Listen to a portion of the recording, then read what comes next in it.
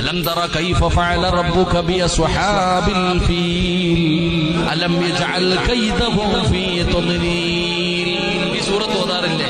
ഇതിന്റെ അർത്ഥം വായിച്ചു നോക്കിയിട്ടുണ്ടോ? ഇതിന്റെ അർത്ഥം നിങ്ങൾ ആരെങ്കിലും വായിച്ചു നോക്കിയിട്ടുണ്ടോ?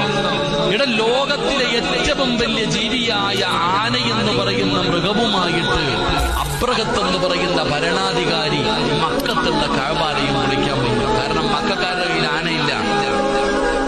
ആന എന്ന് പറയുന്ന ജീവിയുമായി അബ്രഹത്ത് എന്ന് പറയുന്ന ഭരണാധികാരി അള്ളാഹുവിന്റെ കഅബാലയം പൊളിക്കാൻ വന്നപ്പോ അന്ന് എന്താ ചെയ്തേ?